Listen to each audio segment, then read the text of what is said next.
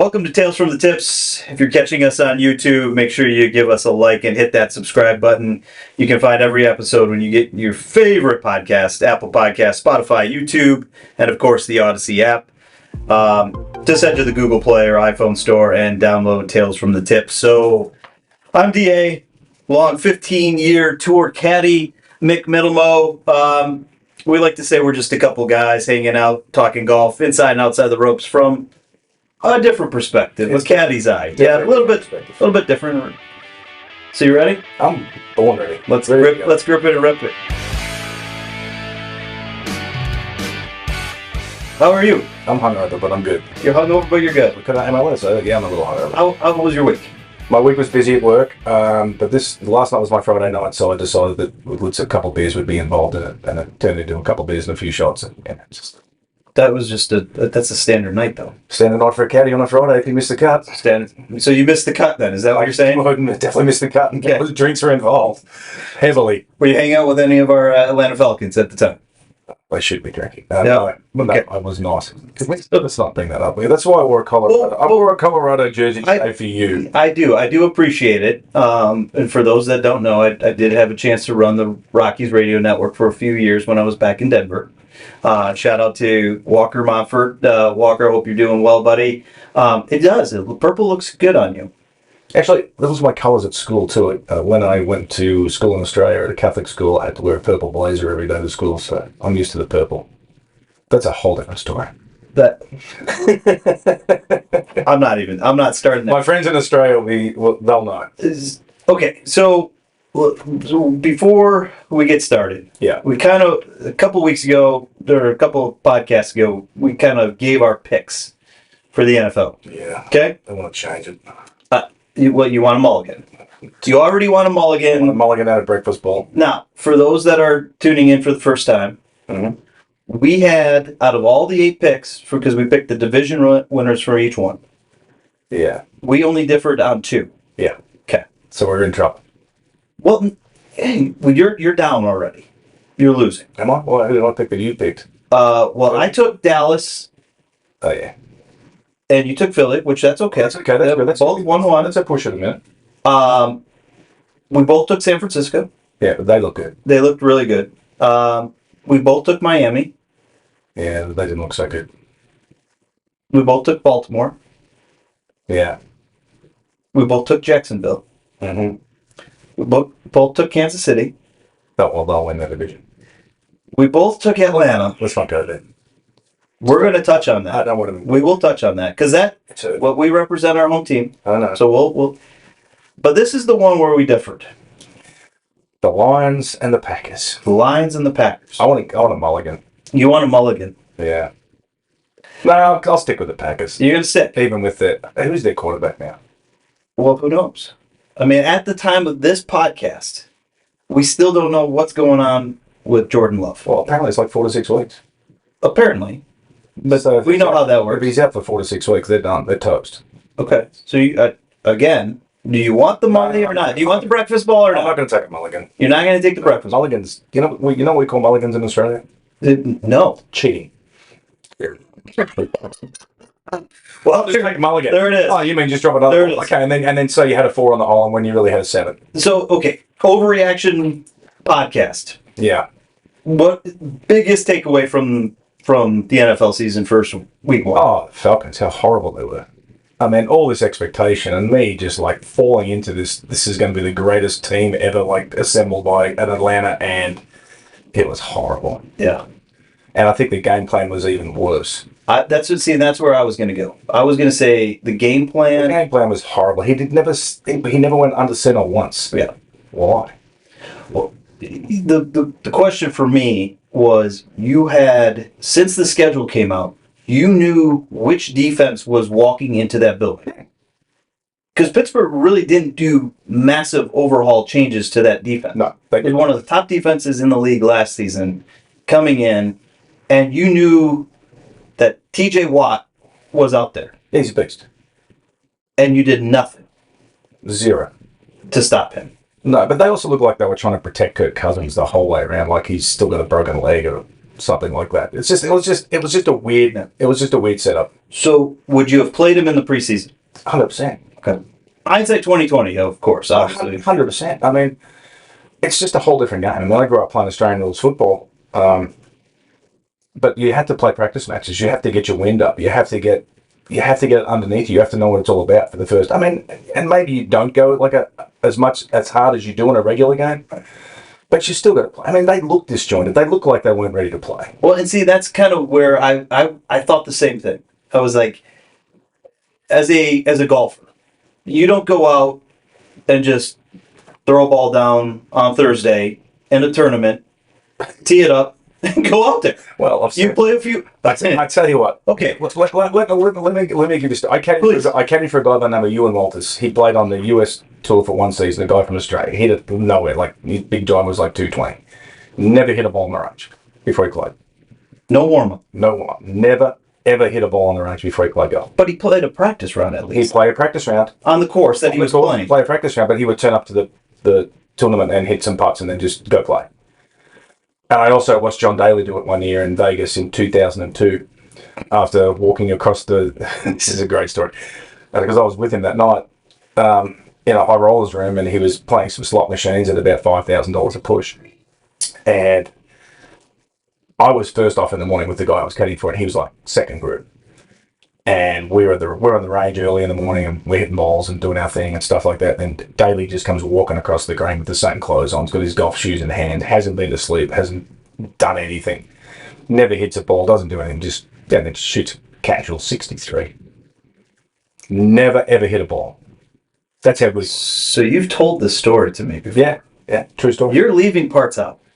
Yeah, but we'll get into that later on. That's one of those later on down stories. Oh, that's a later down. That's a down the road. Down the road. Yeah, that's a down the road story when we start talking about some of the best golf you've ever seen from someone who, was pretty heavily probably drunk too when he teed it up. I've got some. Yeah, there's a whole bunch of drinking stories with players and stuff like that. So we'll be down the line. We're going to dive into those. We'll definitely dive into those. We'll dive into those, including caddying for players who have been drinking on the golf course. So, speaking of celebrities, today's episode is probably one of my favorite stories you've told. I'm going to start this though by let's first of all the President's Cup teams were announced recently. Yeah, well, we've never won the President's Cup, so.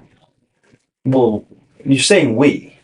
I'm Australian. I'm on the President's Cup team. I'm on the international side. Okay, so let's start there. Mike Weir, his picks. Great guy. What do you think about the international team? And they're going to get killed. Do you think they're still going to get killed? Oh, they're going to get killed. The American team's just way too strong. Why? Because they're just better players. It's just they are. If you go head to head of each of those players, and I can't remember offhand who the full President's Cup team is, but it's probably the same guys they've had there for 20 years, like Jason Day and Adam Scott and all these guys from. You've got two of them, two out of the 12. Yeah, I know, but it's just they can't compete against the US. The US team is way too strong, way too good, too many good players. But they're in Canada. They got 3 or 4 guys on the squad that are. Doesn't matter. This is going to be an absolute belting. This is going to be a belting like it normally is.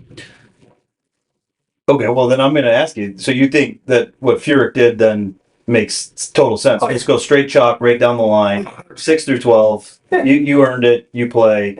Max Homa's been playing like hot garbage for the last several months. Yeah, put him in. Let's go. He's going to beat whoever he plays against. Just the international team is just not strong. So Justin Thomas being left off hasn't played well. Hasn't played well for a couple of years, really. He was top 30 FedEx. Yeah, but just hanging in there. But he just hasn't played great. Like, even he'd be disappointed with the way he's played, with his expectations and stuff like that. He hasn't really contended. He's been hanging around and stuff like that. Now I'd like to caddy for him being at the. I was going to say championship. Yeah, but he hasn't really for his expectations as good as a player he was 2 or 3 years ago. He just hasn't played. So it's funny because when I hear JT, yes, I instantly think of Justin. Mm-hmm.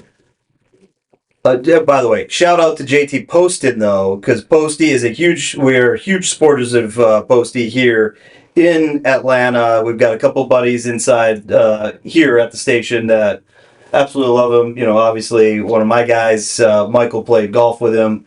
Okay. So obviously, yeah. So great dude. He's a great dude.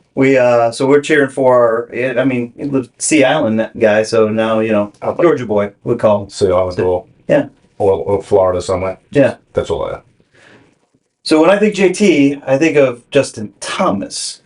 You don't see it the same way. Absolutely not. Actually, Justin Timberlake. So you're besties with Justin Timberlake. Zero chance I'm best friends with Justin Timberlake. Okay, so you got to tell the story. Justin Timberlake. The Shriners event in Vegas, he ran it for about maybe 4 or 5 years. It was his thing.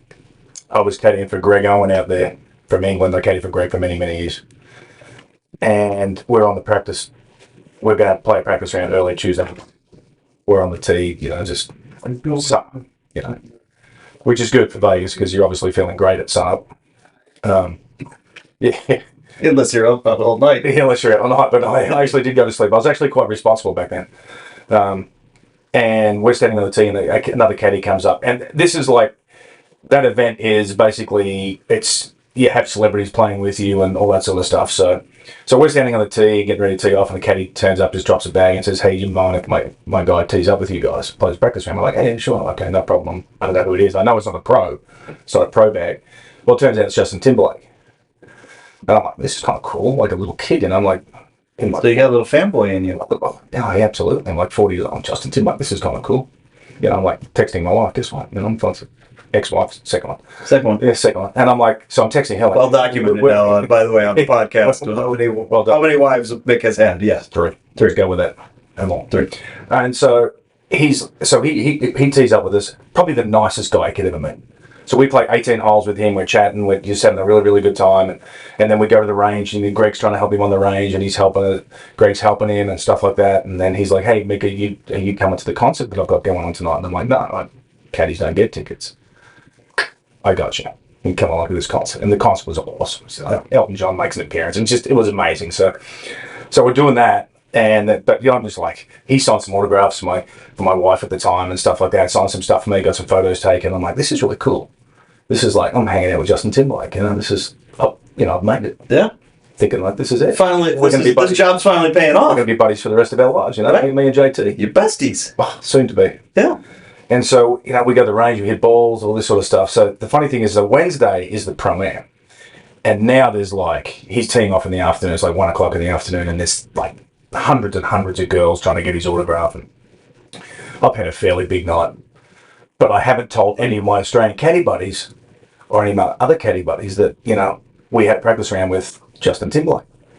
So I'm standing on the side of the putting green, and I've got my credentials on. I'm just standing there, and my boys come up, and they just start talking. We're just talking about anything in the practice rounds and whatnot. And one next thing, Justin Timberlake sees me, and he comes over and gives me like that man hug, high five and this and "Man, great to see you. Hey, how was last night? Everything great?" "Yeah, thanks, Justin. Everything was just a fantastic night." And my Australian buddies are like looking at me like, "How do you know Justin Timberlake? Did that just happen?" And I'm like, I know everybody. So Justin Timberlake, he just said hello to me. So I was like, cool. So I call my wife at the time. I'm like, "You're never going to believe what just happened." Justin Timberlake just walked up to me and said hello to me in front of everybody. It was like the coolest thing ever. And so the next year, I'm like, "Oh, hi, this Justin Timberlake again." And I saw him on the range. I walk up and I'm like, "Hey, Justin, how you doing?" And he just walked past me like I didn't exist. Didn't even know who I was. So he's not in the phone. No, he's not. You can't call or text him. No, he's not. Okay. It was just a great 48 hours. And then after that, there was like, he didn't know who I was. What other celebrities? Bill Murray. We were paired with Bill Murray 2 years at Pebble Beach. Okay. Awesome. Great dude. Cubs fan, so obviously he's a great dude. Yeah. Everyone knows I'm a Cubs fan. If you don't know him. That's why he's wearing the Rockies. The Rockies jersey for you. For me. Colorado. Larry Walker. Well, I didn't know we were going to be on camera today, too. Otherwise, I would have worn a great job. I would have worn my Anthony Rizzo jersey, but... Okay. I won't tell you when we're coming on camera, just so I'm just going to have a bunch of jerseys in the car. Gonna have a bunch of jerseys in my car so I can just... My office is going to be filled with mixed jerseys. I have like 60 different baseball. Come on. I have literally 60 different jerseys. What? Hockey and baseball. I have like everything, like from Tony Gwynn to Randy Johnson to like all of them, like, Carlos Delgado. I mean, I've got Ken Griffey Jr. jerseys. I've got Barry Bonds. I love Barry Bonds. Were they given to you? No, I bought them. I've got, and I've got hockey jerseys. I've got maybe 6 or 7 Black Hawk jerseys. Green ones, black ones, red ones, white ones. I mean, I've got them all. So I'll probably wear a different one every week. And then if someone ever wants to request one, just let me know. I'll wear it. I've probably got one. If not, I'll buy it. Make sure you drop that in the comments below, and we'll make sure that wear it. Wears. Maybe I'll wear my Freddie Freeman Dodgers jersey that makes everyone happy here in Atlanta. Well, it's fitting coming up this weekend. My Cubs. Of course, this podcast will drop well after this. After the series. So my Cubs destroyed the Dodgers last night, so that was great. That was good. But yeah, so Justin Timberlake, it was just a great 48 hours of he was my buddy, and then that was it. And then he forgot about you. It was over. But yeah, a bunch of celebrities like Tom Brady, Tony Romo. I was going to say, so you played with the Murrays. Yeah. Pro-ams have to be a little bit more interesting during a practice run versus that. And I was in a pro-am with Raheem Morris down in Tampa when he was coaching Tampa. Okay. He was cool. Yeah, he was cool. He was I couldn't believe it. Okay, so best athlete that you've played with that, like you would have thought this guy's going to be a bleep or complete and absolutely completely different. Tom Brady for certain.